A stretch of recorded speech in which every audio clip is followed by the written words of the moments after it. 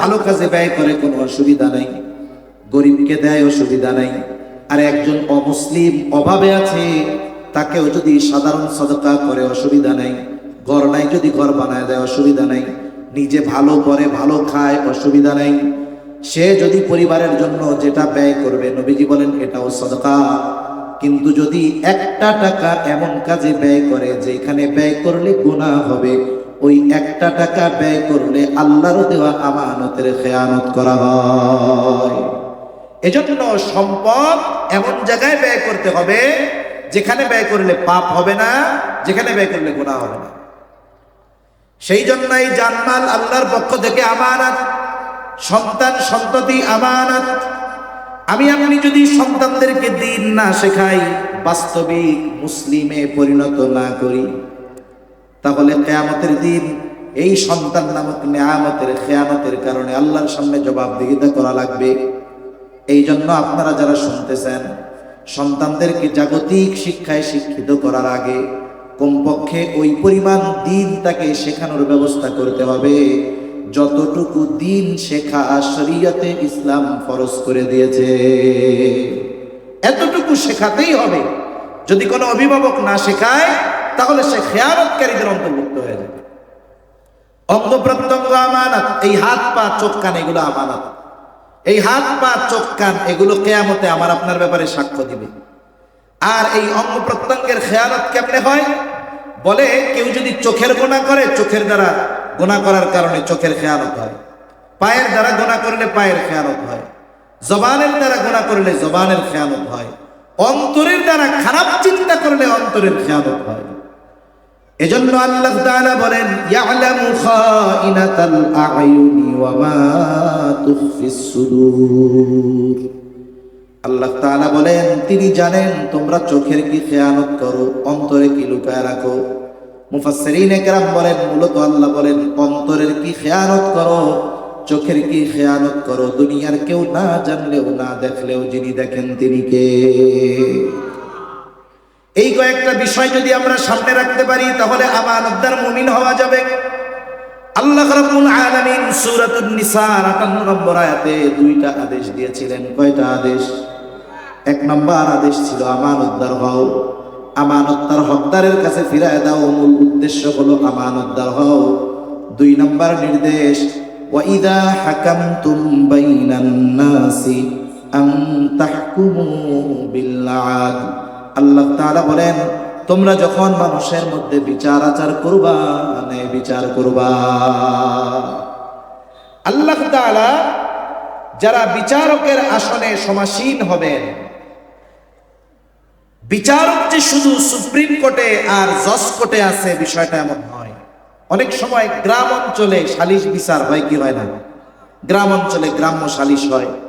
অনেক সময় প্রতিবেশী দুইজনের মধ্যে দ্বন্দ্ব আমার আপনার কাছে আসে যে আমাদের দ্বন্দ্বটা একটু নিরসন করে দেন। এই সময় আমি বিচারক। এজন্য জীবনের কোনো না কোনো ক্ষেত্রে আমাদেরকে বিচারকের ভূমিকাও পালন করতে হয়। এই ক্ষেত্রে যখন কোনো মানুষ বিচার নিয়ে আমার আপনার কাছে আসবে, বাদী বিবাদীর মধ্যে কারো প্রতি যদি আমার বিদ্বেষ থাকে, এই বিদ্বেষের কারণে তার উপরে অবিচার করা যাবে না। আবার বাদী বিবাদীর মধ্যে কারো সাথে যদি আমার সখ্যতা থাকে, বন্ধুত্ব থাকে, এই বন্ধুত্বের কারণে তার পক্ষেই রায় দিতে হবে, এমনটা করা যাবে না। বরং আল্লাহ তাআলা বিচারকদেরকে নির্দেশ দিয়েছেন, কোন সম্প্রদায়ের প্রতি বিদ্বেষবশত তাদের প্রতি তোমরা অবিচার করবে না। আল্লাহ তাআলা বলেন, ওয়ালা ইয়াজরিমান্নাকুম শানাআনু কওমিন আলা আল্লা তা'দিলু ই'দিলু। আল্লাহ তাআলা জানিয়ে দেন, কোন সম্প্রদায়ের প্রতি বিদ্বেষ যেন তোমাদেরকে অবিচারের জন্য উদ্বুদ্ধ না করে। তার মানে শত্রুতা আছে, বিদ্বেষ আছে, এই কারণে তার প্রতি অবিচার করা যাবে না। বরং আল্লাহ তাআলার নির্দেশ, ই'দিলু, ওই ব্যক্তির ব্যাপারেও তোমরা ন্যায় বিচার করবা। বাস্তবতা হলো এই পৃথিবীতে এখন ন্যায় বিচার করার এবং মেনে নেওয়া, এই দুইটার ইচ্ছাই উদাও হয়ে গেছে। আর যদি একটা মানুষের প্রভাব থেকে ক্ষমতা থাকে, তাহলে সে ন্যায় বিচার মানতে চায় না। বরং অতীতে আমরা দেখেছি যে বিচারক যখন ন্যায় বিচার দিতে চেয়েছেন, ক্ষমতাসীন দলেরা তাকে চাকরিচ্যুত করে বিদেশে পাঠিয়ে দিয়েছে, ঠিক কিনা বলে? যদিও নিয়োগ তারাই দিয়েছিল। যদি শাসকরা ন্যায় বিচার মেনে নেওয়ার ব্যাপারে উদ্বুদ্ধ হইতেন, যে রায় যদি আমার বিপক্ষেও যায় আমি রাষ্ট্রপ্রধান মেনে নিব, কোনো অসুবিধা নাই, তাহলে বিচারক ন্যায় বিচার সাহসের সাথে করতেন, আর সাধারণ মানুষগুলো সব জায়গায় ন্যায় বিচার পাইত। কিন্তু আফসোস, একেবারে সমাজের সর্বনিম্ন স্তর থেকে সর্বোচ্চ স্তর পর্যন্ত সাধারণ মানুষেরা ন্যায় বিচার বঞ্চিত ছিল দীর্ঘকাল। এখনো যে পরিপূর্ণ ন্যায় বিচার প্রতিষ্ঠিত হয়েছে এ কথা বলা যায় না, ঠিক কিনা বলুন? আমি দুইটা তিনটা উদাহরণ দিয়ে আলোচনা শেষ করে দিব। খলিফাতুল মুসলিমিন হযরত ওমর রাদিয়াল্লাহু তাআলা আনহু, অর্ধ জাহানের শাসক, উনি গেছেন বাজারে গিয়ে এক ইহুদির কাছ থেকে খুব দেখে শুনে একটা ঘোড়া কিনছেন। ঘোড়াটা কিনে তিনি বাজারের বাইরে এসে ঘোড়ায় উঠবেন। যখন উঠতে গেছেন দেখেন ঘোড়ার পায়ে সমস্যা। কেনার সময় খুব দেখে শুনে কিনছে, কিন্তু বাহির হইয়া দেখে কি যে ঘোড়ার পায়ে সমস্যা। ঘোড়াটা নিয়ে আবার ইহুদির কাছে আসছে। আয়েশা বলে, তুমি তোমার ঘোড়া ফেরত নাও, তুমি আমাকে খারাপ ঘোড়া দিয়েছ। ইহুদি বলে, না খলিফাতুল মুসলিমিন, আপনাকে আমি ভালো ঘোড়া দিয়েছি।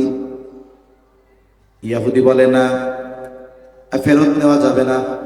ওমর রাদিয়াল্লাহু তাআলা আনহু বলে, খারাপ ঘোড়া, তুমি ফেরত নিতে বাধ্য। দুইজনের মধ্যে তর্ক চলতেছে। হযরত ওমর রাদিয়াল্লাহু তাআলা আনহু বলেন, তোমার আর আমার মধ্যে এই দ্বন্দ্ব নিরসনে একজনকে ফয়সালাকারী নির্ধারণ করো। তুমি আর আমি তো তর্ক কইরাই যাইতাছি, তাই এর সমাধান কি হবে? সমাধান দেওয়ার জন্য একজনের মানো, ফয়সালাকারী মানো। ইহুদি নিজের ধর্মের কাউকে ফয়সালাকারী মানেন না।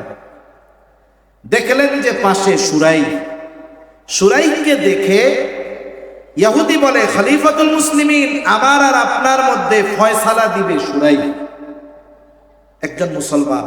ইহুদি তাকে বিচারক হিসাবে নির্দ্বিধায় মানছে। তার মানে মুসলমানদের মধ্যে ন্যায় বিচারের এই গুণ কতটা প্রবল ভাবে ছিল।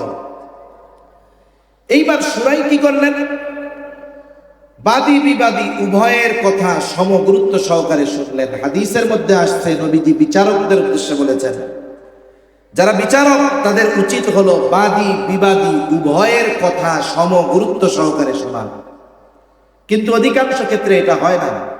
বাদী অথবা বিবাদী উভয়ের কেউ যদি প্রভাবশালী হয়, আর যদি অভিযোগকারী সে যদি দুর্বল হয়, তাহলে তাকে বলার সুযোগ দেওয়া হয় না, বরং আরো বিচারক তাকে চুপ করায় দেয়, ঠিক কিনা বলেন? কিন্তু বিচারকের দায়িত্ব কি ছিল? বাদী বিবাদী উভয়ের জবানবন্দি সমগুরুত্ব সহকারে শুনে ইনসাফের সাথে রায় দেওয়া। এইবার সুরাই দুইজনের কথাই খেয়াল দিয়া শুনছেন। শোনার পরে বলতেছে, খলিফাতুল মুসলিমিন, আপনি কি চান? বলে, আমি এই ঘোড়া ফেরত দিতে চাই। এইবার সুরাই বলে, খলিফাতুল মুসলিমিন, এ ঘোড়া ফেরত নিতে বাধ্য, তবে আপনি যখন এর কাছ থেকে ঘোড়া বুঝে নিয়েছিলেন, কিনেছিলেন, কেমন ছিল? কয়, তখন তো ভালো ছিল। খারাপ হয়েছে কখন? বলে, বাজারের বাইরে গিয়ে উঠতে গেছি, তখন দেখি খারাপ। তার মানে আপনি যখন ওর কাছ থেকে ঘোড়া বুঝে নিয়েছেন তখন ভালো ছিল? কয়, হ্যাঁ। বলে, খলিফাতুল মুসলিমিন, এই ঘোড়া ফেরত নিতে ইহুদি বাধ্য, তবে আপনি তো বলেছেন তার কাছ থেকে ভালো ঘোড়া নিয়েছেন। এখন যদি আপনি তাকে ফেরত দিতে চান, যেমন ঘোড়া তার কাছ থেকে নিয়েছেন তেমনটাই আপনাকে ফেরত দেওয়া লাগবে। বলেন তো, এই যে মুসলমান বিচারক সুরাই, যারে দুইজনে মিলে বিচারক মানছে, সে যে রায় দিল, এই রায় খলিফাতুল মুসলিমিনের পক্ষে না বিপক্ষে? জোরে বলেন না, পক্ষে না বিপক্ষে? গরম হয়ে গেছে যে আমি অমুক দলের লোক, আমার বিপক্ষে রায় দিলা, দাঁড়াও, তোমার অবস্থা খারাপ। খলিফাতুল মুসলিমিন চুপ, চিন্তা করতেছেন কি হইল। একটু পরেই তিনি বলেন, হ্যাঁ সুরাই, এটাই ন্যায় বিচার। সুরাই, এটাই ন্যায় বিচার। খলিফাতুল মুসলিমিনের বিপক্ষে রায় গেছে, সুরাইয়ের টেনশন নাই, বরং এই ন্যায় বিচারের কারণে সে প্রমোশন পেয়ে গেছে। খলিফাতুল মুসলিমিন বলে, যাও কুফার প্রধান বিচারকের আসন খালি, আমি তোমাকে আজকে থেকে কুফার প্রধান বিচারকের নিয়োগ দিয়ে দিলাম। ন্যায় বিচার করেছে, খলিফার বিরুদ্ধে রায় গেছে, খলিফা তার ন্যায় বিচারে খুশি হয়ে কুফার প্রধান বিচারকের দায়িত্ব দিয়েছেন। একাধারে দীর্ঘকাল ওমর রাদিয়াল্লাহু তাআলা আনহুর সময়, ওসমান রাদিয়াল্লাহু তাআলা আনহুর সময়, আলী রাদিয়াল্লাহু তাআলা আনহুর সময়, মুআবিয়া রাদিয়াল্লাহু তাআলা আনহুর সময়কাল পর্যন্ত একেবারে নিষ্ঠার সাথে শুরাই কুফার প্রধান বিচারকের দায়িত্ব পালন করছে। আরেকটা ঘটনা বলি, আলী রাদিয়াল্লাহু তাআলা আনহু যখন ইসলামের রাজধানী মদিনা থেকে কুফায় স্থানান্তর করা হলো, আলী রাদিয়াল্লাহু তাআলা আনহু কুফায়, উনি একদিন কোথাও যাচ্ছেন তাড়াহুড়ো করে, ওনার ঘোড়ার পেছনে ওনার লৌহ বর্ম বাঁধা ছিল, আধুনিক ভাষায় বুলেট প্রুফ জ্যাকেট, লোহার পোশাক যাতে অস্ত্রের আঘাত না লাগে গায়ে। এখন দ্রুততার সাথে যাচ্ছেন, ঘোড়ার থেকে ওইটা ছুটে পড়ে গেছে, উনি খেয়াল করেন না। এটা একজন ইহুদি দেখছে ও কুড়ায়া নিয়ে বাড়িতে নিয়ে রাখছে। কয়েকদিন পরে সুন্দর মতো এটাকে পরিষ্কার পরিচ্ছন্ন করে বাজারে বেচার জন্য উঠাইছে। যেমন আমাদের ঢাকা শহরের মসজিদগুলায় অনেক জুতা চুরি হয়, নিয়ম হইল যেই মসজিদ থেকে জুতা চুরি হবে ওর আশেপাশে চুরাই মার্কেট আছে অনেক। আপনি 2-3-4 দিন পরে মার্কেটে গিয়ে খুঁজবেন, আশা করা যায় যে আপনার জুতাটা ওইখানে আপনি আবার কিনতে পারবেন, কোনো অসুবিধা নেই। এই ক্ষেত্রে একটা বিষয় আমাদের মনে রাখতে হবে, প্রত্যেক থানা বা জেলায় জেলায় অথবা বিভাগীয় শহরে অনেক জায়গা থাকে, সবাই জানে ওই জায়গায় গেলে ভালো জিনিস কম টাকায় পাওয়া যায়, আছে না এরকম জায়গা? কিন্তু বিষয় হলো মালগুলো হয় চুরাই মাল, আছে না এরকম জায়গা? রাজশাহী শহরেও দেখেন আছে। অনেকে যায় ওইখানে গিয়া চিন্তা করে যে কম দামে 10,000 টাকার মাল যদি 5,000 টাকায় পাই, ভালো মাল চুরাই মার্কেটের থেকে কিনা আনি। মাসালা হইল, আপনি তো জানেন যে ওইগুলো চুরাই মাল। কোন মালের ব্যাপারে সুনিশ্চিত হওয়ার পরে যে এটা চুরতা আসছে, যে কাজটা ঠিক হয় নাই, কিন্তু নিজে গিয়ে ইমাম আবু হানিফার কাছে ক্ষমা চাইবে, লজ্জা লাগতেছে। তিনি কি করলেন? তার সবচাইতে বিশ্বস্ত মানুষটাকে ইমাম আবু হানিফার কাছে ক্ষমা চাওয়ার জন্য পাঠানোর সিদ্ধান্ত নিলেন। এইবার ওই লোকটাকে ইমাম আবু হানিফার কাছে সে পাঠায় দিল, সাথে 1 তোলা স্বর্ণ মুদ্রা দিয়া। লোকটাকে বলতেছে, ইমাম আবু হানিফাকে গিয়া বলবা, ইমাম খলিফা তার আচরণের জন্য লজ্জিত, আপনি তাকে মাফ করে দেন। সাথে সাথে এই হাদিয়া আমার পক্ষ থেকে তার কাছে দিয়ে দিবা, বলবা আপনি যদি খলিফার হাদিয়া গ্রহণ করেন তাহলে খলিফা সুনিশ্চিত হবে যে আপনি তাকে ক্ষমা করে দিয়েছে। লোকটা গেছে, গিয়া বলতেছে যে আপনার সাথে খলিফা যে আচরণ করছে লজ্জিত, ক্ষমা চাইছে। ইমাম আবু হানিফা নববী গুণে গুণান্বিত মানুষ, বলার সাথে সাথে উনি মাফ করে দিয়েছে। বলছে হ্যাঁ মাফ করে দিলাম, যাও। এইবার ওই যে শর্ত, হাদিয়া গ্রহণ করলে নিশ্চিত হবে যে মাফ করছে। এবার বলতেছে, খলিফা আপনার জন্য 1 তোলা স্বর্ণমুদ্রা দিয়েছে হাদিয়া, আপনি এইটা গ্রহণ করলে তিনি নিশ্চিত হবেন যে আপনি তাকে ক্ষমা করছেন। ইমাম আবু হানিফা খলিফার দেওয়া হাদিয়া নিতে অস্বীকৃতি জ্ঞাপন করলেন। লোকটা বলে, আপনি রাখেন, নিজে ব্যবহার না করেন, প্রয়োজনে মানুষকে সদকা করে দেন। ইমাম আবু হানিফা বলে, তোমার কাছ থেকে এটা গ্রহণ করবার পর আমি নিজের জন্য ব্যয় করি নাকি অন্যকে সদকা করে দেই সেটা কোনো বিষয় নয়, বরং তোমার থেকে এটা রাখবার পর খলিফা জানবে ইমাম আবু হানিফা আমার দেওয়া হাদিয়া গ্রহণ করেছে, এটা রাখা যাবে না। লোকটা যখন আরো জোরাজুরি করে, তখন ইমাম আবু হানিফা জিজ্ঞাসা করতেছে, তোমার খলিফা আমাকে 1 তোলা স্বর্ণ মুদ্রা দিল, এটা পাইল কই? এটা কি উনি নিজের পকেট থেকে দিছে? লোকটা বলে, না, উনি এত সম্পদ পাবে কোথায়, উনি রাষ্ট্রীয় কোষাগার থেকে দিয়েছে। যারা রাষ্ট্র পরিচালনার দায়িত্বে, বলেন তো রাষ্ট্রীয় সম্পদ থেকে তাদের জন্য নির্দিষ্ট ভাতা আছে না নাই? জোরে বলেন, আছে না নাই? আমাদের দেশে যদি ফকিন্নির পোলা কোনো মতে মেম্বার হইতে পারে, ফকিন্নির পোলা শব্দ শুনতে খারাপ লাগলেও বাস্তবতা এটা। মেম্বার হওয়ার আগে ও গাছতলায়ও জায়গা ছিল না, 5 বছর মেম্বার থাকলে 5 তলা বাড়ি হয়ে যায়, ঠিক কিনা বলেন? এটাকে আমরা উন্নতি অগ্রগতি মনে করি, বিষয়টা তা নয়, এটা বরং কিয়ামতের আলামত। অযোগ্য এই মানুষগুলো রাষ্ট্রীয় দায়িত্ব নিয়ে সম্পদের মালিক কিভাবে হয়? এদের জন্য রাষ্ট্রের পক্ষ থেকে নির্দিষ্ট একটা ভাতা আছে, সবার জন্য আছে, খলিফাদের জন্য ছিল, প্রধানমন্ত্রীর জন্য, রাষ্ট্রপতির জন্য, বর্তমানের উপদেষ্টাদের জন্য ফ্যাসিলিটি আছে, সাথে সাথে নির্ধারিত একটা ভাতা আছে, ঠিক কিনা বলেন? এই ভাতার বাইরে রাষ্ট্রের একটা টাকা যদি নিজের কাজে কেউ ব্যবহার করে, নিঃসন্দেহে সে খেয়ানতকারী, কোনো সন্দেহ নেই।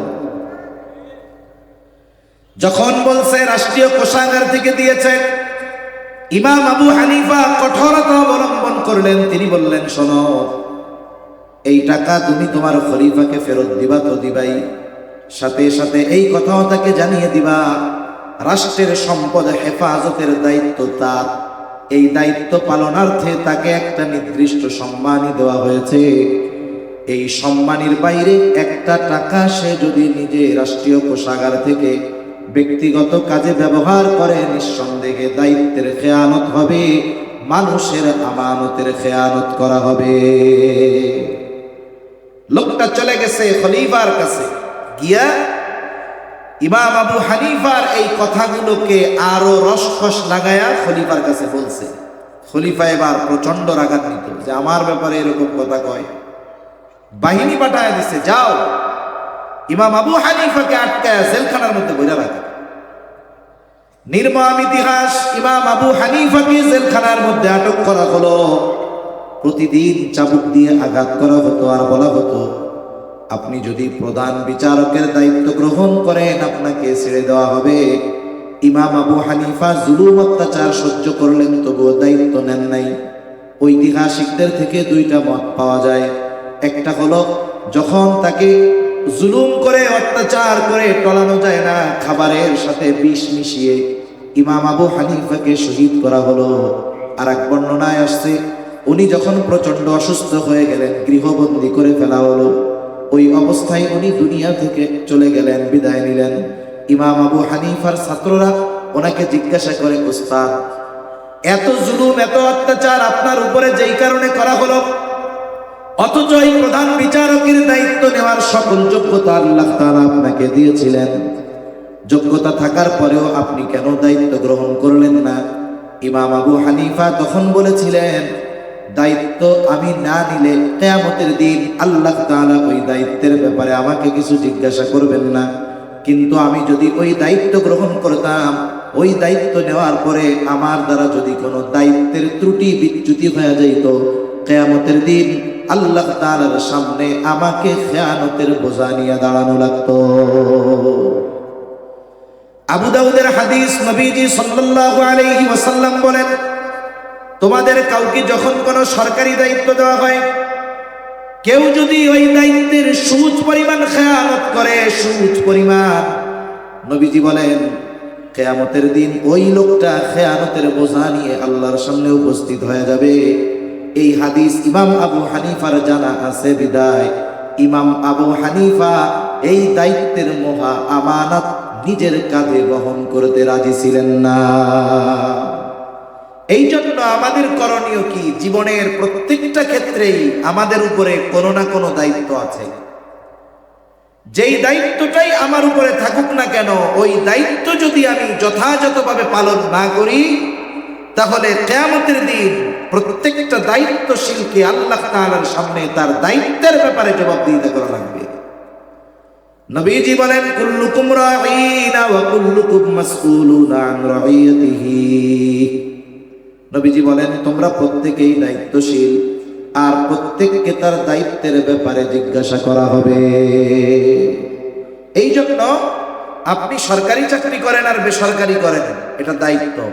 যেখানেই আপনি যেই দায়িত্ব নিয়েছেন, এটা আমানত। এখন কেউ যদি দায়িত্ব যথাযথভাবে পালন না করে, উল্টাপাল্টা করে, সরকারি চাকরি পেয়ে ঘুষ গ্রহণ করে, অন্যের উপরে জুলুম করে, মানুষের যেই খেদমত করার কথা ছিল যদি না করে, নিঃসন্দেহে এইগুলা সব খেয়ানতকারী, ঠিক কিনা বলেন? তাহলে দায়িত্বটাও আমানত, সময়টাও আমানত। আপনি অফিসে চাকরি করেন, 8 ঘন্টা আপনার ডিউটি, 1 ঘন্টা নামাজ এবং খাওয়া দাওয়ার বিরতি। বাকি 7 ঘন্টা সময় আমানত। অফিসিয়াল এই সময়গুলো নিজের কাজে ব্যবহার করার কোনো সুযোগ নাই। এই সময়টা আমানত। আমাদের জানমাল আল্লাহ তাআলার পক্ষ থেকে আমাদের কাছে আমানত। আল্লাহ তাআলা বলেন, ইন্নাল্লাহা আশতারা মিনাল মুমিনিনা আনফুসাহুম ওয়া আমওয়ালাহুম বিআন্না লাহুমুল জান্নাহ। আল্লাহ রাব্বুল আলামিন বলেন, নিশ্চয় আমি মুমিনের জান এবং মাল জান্নাতের বিনিময়ে কিনে নিয়েছি। তার মানে আমাদের মাল, আমাদের জান, এটার মূল মালিক আমরা নয়। জবান খুলে বলেন তো মূল মালিক কে? আরো জোরে বলেন না কে? কিন্তু আল্লাহ তাআলা এটা আমাদের কাছে রাখছেন আমানত। মাসালা হইল আমানতের জিনিস ব্যবহার করার অনুমতি নাই। কেউ যদি আমার আপনার কাছে কোনো সম্পদ দিয়ে একটা টাকা দিছে, 500 টাকার নোট, এটা দিয়ে বলছে যে হুজুর এটা আপনার কাছে আমানত। টাকাটা মনে করেন ছেঁড়া আছে, ছেঁড়া টাকা, পুরাতন টাকা। আপনি চিন্তা করলেন যে এই টাকাটা আমি বাজারে এখন যেভাবে হোক 500 টাকার বাজার করে নিয়ে যাই, পরবর্তীতে সে যখন আমার কাছে টাকাটা চাইবে আমি বাসার থেকে নতুন একটা 500 টাকার নোট তাকে দিয়ে দিব। হবে না। মূলত আমানতদারিতার ক্ষেত্রে হুবহু যেই বস্তুটা, যেই নোটটা, যেই টাকাটা, যেই পয়সাটা আমার আপনার কাছে আমানত হিসাবে দেওয়া হয়েছে, ওটাকেই সংরক্ষণ করতে হবে। এজন্য আমানতের বস্তু দ্বারা উপকার লাভ করা, ব্যবহার করার অনুমতি নাই। এখন জানমাল আমার আপনার কাছে আমানত, আমানতের জিনিস তো ব্যবহার করার অনুমতি নাই, কিন্তু জানমাল আমরা ব্যবহার করি কি করি না? জোরে বলেন। কথা কি বুঝতেছেন? আপনাদের সমস্যা হইতেছে কথায়? মনে হয় কথা বুঝতেছেন না, নাকি এমনি গান টান কইলে ভাল লাগতো? গান টান হইলে তাফসির ভাল লাগতো, তাই না? এটা আমিও বুঝি। আমিও অনেক সময় বুঝি যে আমি কোন জায়গার ওয়াইজ, তার মানে আমি যে ধরনের কথা বলি আমার শ্রোতা কারা, এটা আমি বুঝি। এজন্য অনেক সময় চেষ্টা করি যে আমাকে যারা বুঝে, মানে আমার কথা যারা বুঝে, নেওয়ার মতো লোক যেই জায়গায়, ওই সব জায়গায় যাই। আর দেখা যায় কি কিছু জায়গায় আছে এনারা মাহফিল আসলে দেখতে আসে, অথবা শুনতে ভালো লাগতেছে কিনা এই জন্য আসে। আমি জানি এটা। তাফসিরুল কোরআন মাহফিল যদি হইতো, উত্তরবঙ্গের যারা প্রসিদ্ধ আছেন, যেমন গোলাম রব্বানী মুফাসসিরে কোরআন, তারপরে ওই কি জানি আর একজন আছে না, মুরব্বী একজন মিয়া বজলুর রশিদ, এই ধরনের মুফাসসিররা যদি আসতেন আপনারা কিন্তু বইসা থাকতেন, শুনতেন। এটা আমিও জানি। কিন্তু অধিকাংশ মুফাসসিরদের তাফসীর আমরা শুনি এই সব অঞ্চলে এসে তাফসীর করে। মুফাসসিরে কোরআন তাফসীর করতেছে, 101 ঘন্টা বয়ানে 10টা সঙ্গীত বলে, উনি বড় মুফাসসিরে কোরআন। অথবা কি করতে হবে, বিগত টার্মে যারা জালেম ছিল দুমসে গালাগালি করতে হবে, জাহান্নামে পাঠাইতে হবে, কাফের বানাইতে হবে, দেখতেন সব ময়দান গরম। এটা আমিও বুঝি, এগুলো পারিও না তা না, কিন্তু আমি এই চেয়ারে বসাটাকে, দায়িত্বটাকে আমানত মনে করি। কারণ ওয়াজ মাহফিল, তাফসির মাহফিল কি মানুষের মধ্যে চিন্তা চেতনা পরিবর্তনের ইচ্ছা ঢুকিয়ে দেওয়া। আপনি এখান থেকে বাসায় যাবেন, 5 বছর পরেও যদি আমার কথা আপনার মনে পড়ে, আপনি কমপক্ষে এতটুকু মনে রাখবেন যে হুজুর 2টা টপিক্সের কথা আমাদেরকে বলেছিল। কিন্তু এখনকার মাহফিলগুলো ফেস্টিভ্যালের মতো। ফেস্টিভ্যাল মানে একটা অনুষ্ঠান। যেমন কিছুদিন আগে দেখলাম বাংলাদেশের একজন প্রসিদ্ধ আলেম, সমাজসেবক শেখ আহমদুল্লাহ ভাই, শেখ আহমদুল্লাহ ভাই খুলনা ইউনিভার্সিটিতে যাবেন সিরাত কনফারেন্সে। সিরাত কনফারেন্সে তো আর মামা বাড়ির গল্প হবে না, নবীজির জীবনী নিয়ে আলোচনা হবে। খুলনা ইউনিভার্সিটির যতগুলো পেজ আছে, স্টুডেন্ট আছে, যতগুলো ছাত্র সংসদ আছে, সব জায়গায় তোলপা যে সিরাত কনফারেন্স হবে, শেখ আহমদুল্লাহ আসবেন, আমরা আমাদের অনুষ্ঠানটাকে এইভাবে সাজাবো, এটা করব, অনেক ডিরেকশন, দিক নির্দেশনা। ঠিক এর কয়েকদিন পরে খুলনা ইউনিভার্সিটিতে আবার কনসার্টের আয়োজন হয়েছে। আয়োজক কারা? বলে অধিকাংশ তারা যারা সিরাত মাহফিলের আয়োজন করছিল, অধিকাংশ তারা যারা সিরাত মাহফিলের আয়োজন করেছে তারাই কনসার্টের আয়োজন করতেছে, মুষ্টিময় কয়েকজন বাদে। এখন এই আয়োজন করতে গিয়ে কি হয়েছে, আয়োজনে গান একটু লম্বা সময় নিয়ে তারা শুনবে, কারা বলে যারা সিরাত আয়োজন করছিল তারা। এই জন্য এশার নামাজকেও পর্যন্ত বাধ্যতামূলক পিছিয়ে দেওয়া হয়েছে। আমাদের দেশের ওয়াজ মাহফিলগুলো একটা এন্টারটেইনমেন্টের মতো, আমরা আসি কিছু মজা নেওয়ার জন্য। আগে যাত্রা শুনতাম, কাওয়ালি শুনতাম, আবুল সরকার আর শেফালির গান শুনতাম, পালা গান। এখন যেই ওয়াইজ আইসা একসাথে পালা গান শোনাবে, যাত্রা শোনাবে। আগে হারুন কিসিঞ্জারের কৌতুক শুনতাম, আমরা এখন মাহফিলে আসি কৌতুক শোনার জন্য। কথা বুঝেন নাই? কিন্তু এগুলো সব আমরা পারি, সব জানি, কিন্তু বাস্তবতা হলো সব কিছু পারলেই করতে হয় না, সব কিছু জানলেই বলতে হয় না। মনে করেন আমি কি গালাগালি কম পারি না? আইনা দেন কাগজ কলম, লেখা দেই কতগুলা, কিন্তু আমি কি এটা বললে ভালো দেখা যাবে? এজন্য আপনাদের কাছে অনুরোধ থাকবে, ওয়াজ মাহফিলের আজমত সম্মান রক্ষা করেন। প্রয়োজনে মাহফিল ছোট হোক, মানুষ অল্প হোক, কিন্তু আমলের নিয়তে শুনতে হবে। আমরা যারা বলি আমাদেরও টার্গেট থাকবে যে আমি একটা বিষয় মানুষের সামনে মোটামুটি ভালোভাবে উপস্থাপন করে যাব, কিন্তু শ্রোতাদের চাহিদা ওই রকম না। শ্রোতাদের অবস্থা কি? আমরা ঝাল মিষ্টি টক সব একসাথে চাই। আচ্ছা বলেন তো মুরব্বীরা, খাবারের সময় যদি ঝালও খান দুলছে, মিষ্টিও খান দুলছে, টকও খান দুলছে, পাইয়া ছাড়েন নাই একটাও। রাত্রে ঘুম থেকে উঠে দেখবেন পেট অ্যাটম বোম হয়ে রয়েছে, গ্যাসে বইরা যাবে, ঠিক কিনা বলেন? এজন্য ওয়াজ মাহফিলটাকে ওয়াজ মাহফিলের জায়গায় রাখতে হবে। যদি স্পেসিফিক ভাবে আপনাদের মনে চায় যে কৌতুক শুনবো, তাহলে কৌতুকের হুজুরের দাওয়াত দিয়া ওই জায়গায় ওয়াজ মাহফিল না কৌতুক মাহফিল লিখে দেবেন।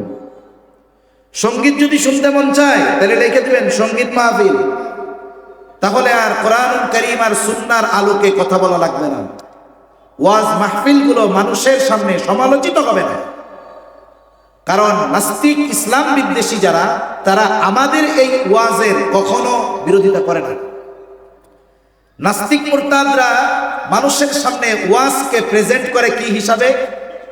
ওয়াজের মধ্যে যারা গান গাচ্ছে, নারী বিদ্বেষী কথা বলতেছে, উল্টাপাল্টা ভ্যাংসায় কথা বলতেছে, ওই বিষয়গুলো হাইলাইট হয় বেশি, ওইগুলো ভাইরাল হয় বেশি, ফালতু কথা ভাইরাল হয় বেশি।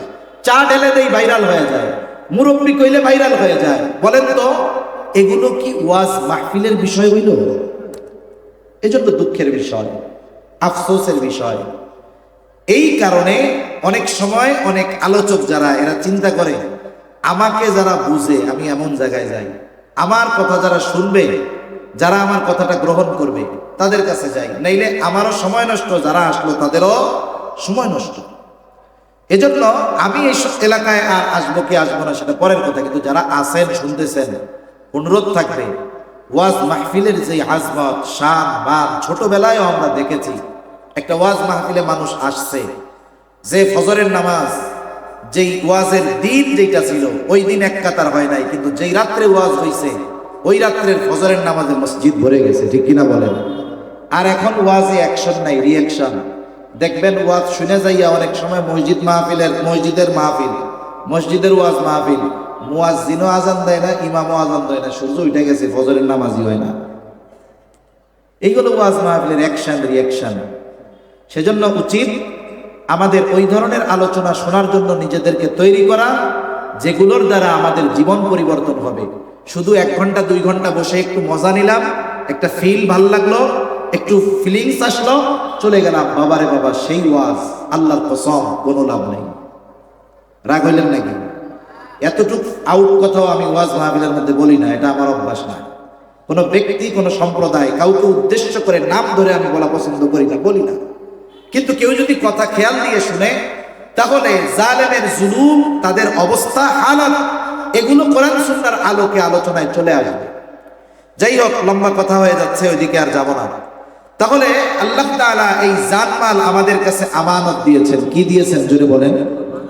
আমানতের জিনিস ব্যবহার করার কোনো সুযোগ নাই, যেটা দিবে ওটাকেই সংরক্ষণ করতে হবে। তাহলে জানমাল যদি আমার আপনার কাছে আমানত হয়, ব্যবহারের অনুমতি ছিল না, কিন্তু আল্লাহ তাআলা মেহেরবান, জানমাল আমানত হওয়ার পরেও ব্যবহারের অনুমতি দিয়েছেন। এটা আল্লাহর পক্ষ থেকে নেয়ামত। তবে এই জানমাল ব্যবহারের একটা নির্দিষ্ট নীতিমালা আল্লাহ তাআলা দিয়েছেন। আমি আপনি আমার আপনার শ্রম, মেধা, বুদ্ধি এগুলো ভালো কাজে ব্যয় করলে খেয়ানত হবে না। কিন্তু মেধা দিয়ে যদি কেউ ইসলাম বিদ্বেষী কোনো কাজ করে, শ্রম যদি ইসলাম বিদ্বেষী মূলক কোনো কাজে ব্যয় করে, নিঃসন্দেহে ওই মাল, তাহলে ওই মাল ওইখান থেকে কেনা জায়েজ নাই। এর দ্বারা কি হলো? আপনি একটু সুযোগ গ্রহণ করতে গিয়ে চোরকে চুরি করার জন্য উদ্বুদ্ধ করলেন। বলেন তো, যদি সব কাস্টমার এই চিন্তা করতো চুরাই মার্কেট থেকে কোনো মাল আমরা কিনবো না, চুরির মাল, তাহলে দেখতেন চোরেরা চুরি করা কমায়া দিত, যেগুলোতে কেউ কিনে না, লাভ নাই। তার মানে এই সমাজের মানুষগুলোকে চোর বানানোর পেছনে আমাদেরও কিছু ভূমিকা রয়েছে। এজন্য আমরা কোনো সময় চুরাই মাল কিনবো না, ইনশাআল্লাহ। বলেন, আপনারা যারা বসতেছেন কিছু কথা তো শিখতেছেন নাকি? প্রয়োজনীয় কথা 2-4টে তো শিখছেন। একটা শিখছেন যে আমানত যদি কেউ রাখে, এই আমানতের বস্তুটাই স্বয়ং হেফাজত করতে হবে, সেটা টাকা হোক পয়সা হোক। আবার এই যে একটা মাসালা শিখলেন যে হ্যাঁ, চুরাই মাল কেনা যাবে না। এতে কি একটা তো নাজায়েজ কাজ হবে, দ্বিতীয় আমি যদি কিনি, আমরা যদি কিনি, এর দ্বারা চোরেরা নতুন করে চুরি করতে আরো উদ্বুদ্ধ হবে, কারণ আমরা কিনি, এই জন্য ওরা চুরি করে, পকেট মারে। এখন ওই ব্যক্তি উঠাইছে বাজারে, আর খলিফাতুল মুসলিমিন গেছে, যায় দেখে সুন্দর মতো ওনার লৌহবর্ণ তেল তুল লাগায় বিক্রি করতেছে। এক জায়গায় যদি আপনার স্যান্ডেলের মতো 10 জোড়া স্যান্ডেল থাকে, আপনি পা ঢুকাইলেই বুঝতে পারবেন কোনটার মালিক আপনি। খলিফা দেখা বুঝে গেছে যে এটা তো আমার লৌহবর্ণ, ওরে গিয়া ধরছে, এটা পাইছিস কোথায়? এটা আমার। খলিফাতুল মুসলিমিন আলী রাদিয়াল্লাহু তাআলা আনহু বলে এটা আমার। ও বলে না আমার, বলে না এটা আমার। তুই চুরি করছস, পাইছস কই ক? খলিফা দাবি করতেছে আমার, আর মালটা মালিকানায় আছে ইহুদির। এক সময় 2 জন মিলে চলে গেলেন কুফার প্রধান বিচারকের কাছে। চিন্তা করেন, খলিফাতুল মুসলিমিন কোনো সিদ্ধান্ত নেওয়ার ক্ষমতা রাখেন না, বরং বিচারকের মাধ্যমে যা ফয়সালা হবে সেটা মেনে নিতে খলিফাতুল মুসলিমিন বাধ্য। এজন্য মাঝে মধ্যে আপনারা কথা শুনেন যে বিচার বিভাগ পৃথক করতে হবে, বিচার বিভাগ দলীয়করণ করা যাবে না। এর মধ্যে কথাটা কি? বিচার বিভাগকে যদি পরিপূর্ণ স্বাধীনতা দিয়ে দেওয়া যায়, কোন দলীয় হস্তক্ষেপ যদি বিচার বিভাগের উপরে না থাকে, বিচার বিভাগের নিয়োগ যদি রাজনৈতিক নেতাদের মাধ্যমে না হয়, ওই বিচার বিভাগ যদি স্ট্রং থাকে, স্বনির্ভর থাকে, তাহলে গভর্নমেন্ট দুর্নীতি করতে পারবে না। এই জন্যই যারাই ক্ষমতায় আসে তারা প্রশাসন এবং বিচার বিভাগকে নিজেদের মতো সাজায়, যে আমরা আকাম কুকাম যা করি রায় আমাদের পক্ষেই আসবে।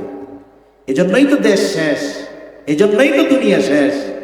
এখন এই কথাগুলো আমরা যদি বলতে চাই, আগামীতে কি হবে জানি না। অতীতে যদি বলতে চাইতাম, নেতা একজন পাশে বইতাম, হুজুর রাজনৈতিক আলাপ করেন না কিন্তু। অথচ বিচার বিভাগ পৃথকীকরণ এটা শিখিয়েছে ইসলাম, এটা ইসলামের কথা। এজন্য কোনটা ইসলাম কোনটা রাজনীতি মূর্খগুলো জানতো না, বিধায় বেয়াদবি করত। আর বেয়াদবির পরিণতি এটাই হয়েছে, এখন মুখ খুলে কথাও কইতে পারতেছে না। সেজন্য অতীতের জালেমদের পরিণতি থেকে ভবিষ্যতের যারা নেতৃত্ব দিবে তাদের শিক্ষা গ্রহণ করতে হবে। যদি শিক্ষা গ্রহণ না করে, মনে রাখতে হবে আজ অথবা কাল, টুডে অর টুমরো, অতীতের জালেমদের যেই পরিণতি হয়েছে, আগামীর জালেমদেরও ওই পরিণতি হবে ইনশাআল্লাহ।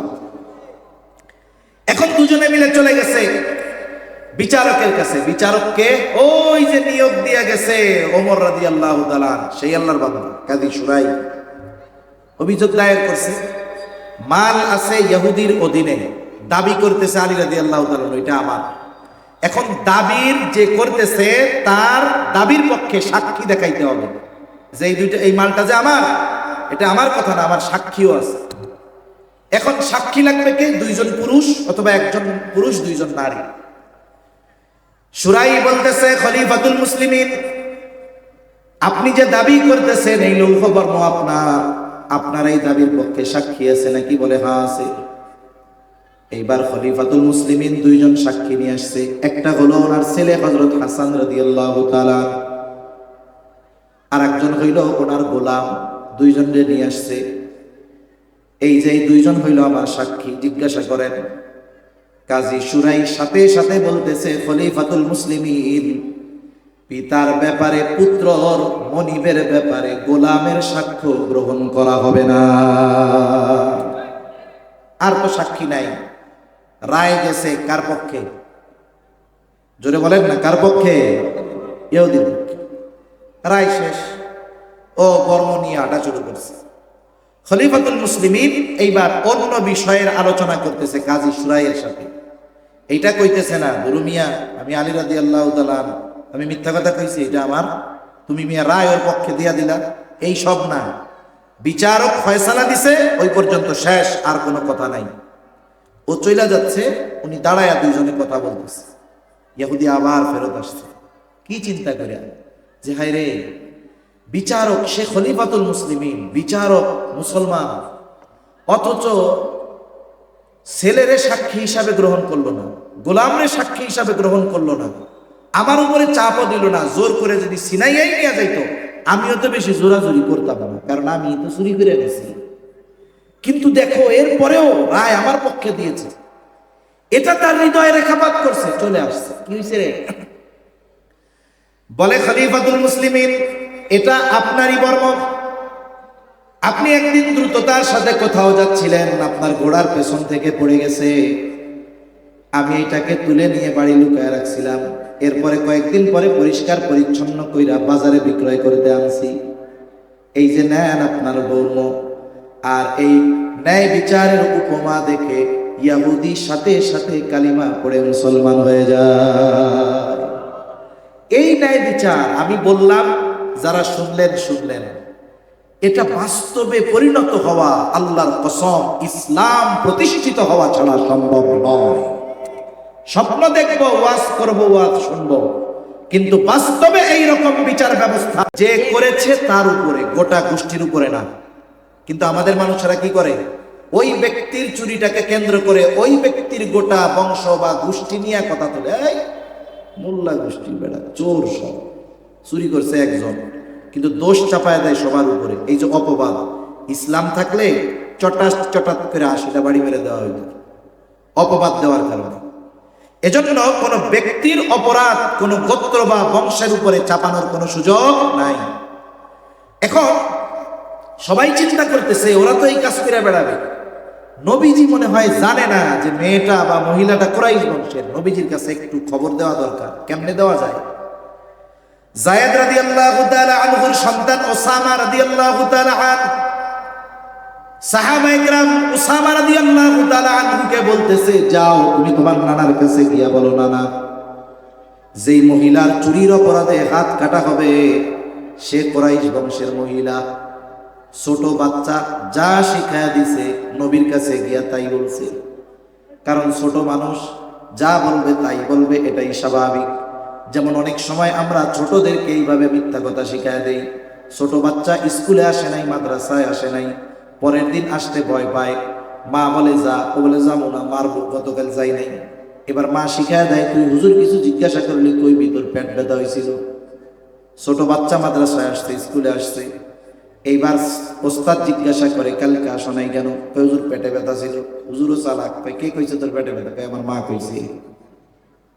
ছোট মানুষ তো বোঝে না, যা বলছে হুবহু নবীজির কাছে গিয়া বলছে। নবীজি বুঝতে পারছেন এই কথাও নিজের থেকে বলে নাই, কেউ শিখাইয়া দিয়েছে। এইবার নবীজি হুজরার বাহিরে চলে আসলেন।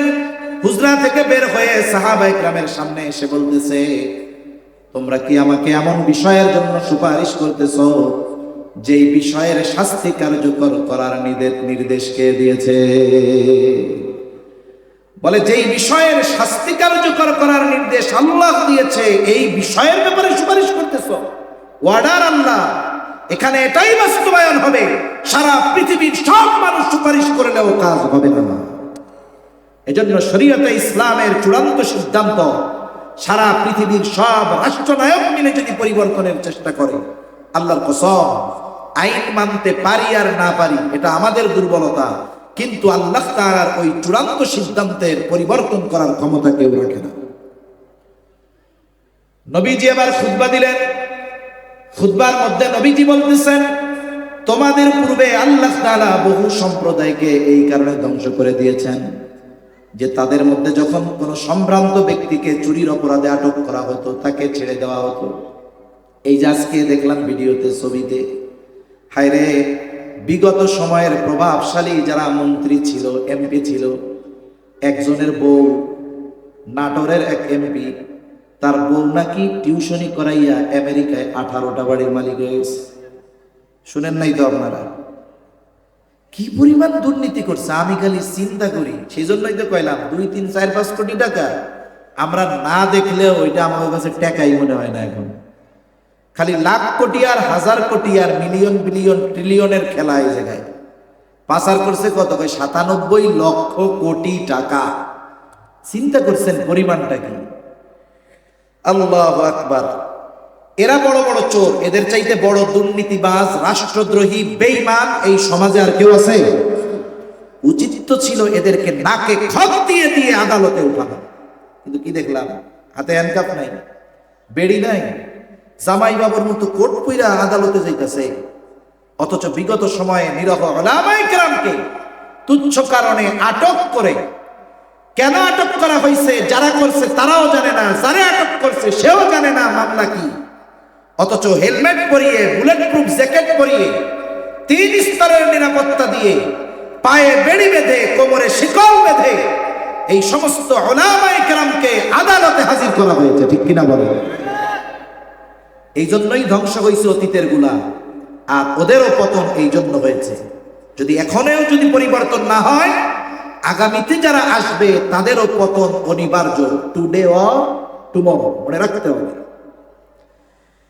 রাসূলুল্লাহ সাল্লাল্লাহু আলাইহি ওয়াসাল্লাম বলেন, তোমাদের পূর্বে বহু সম্প্রদায়কে আল্লাহ তাআলা এই কারণে ধ্বংস করে দিয়েছেন যে চুরির অপরাধে যখন সম্ভ্রান্ত কোনো ব্যক্তি আটক হতো তাকে ছেড়ে দেওয়া হতো। একই অপরাধে যখন কোনো দুর্বলকে আটক করা হতো তার উপরে শাস্তি কার্যকর করা হতো। নবীজি বলেন, আল্লাহর শপথ, ওয়াইমুল্লাহ লাউ আন্না ফাতিমাতা বিনত মুহাম্মদ সারাকাত লাকাতাতু ইয়াদাহা।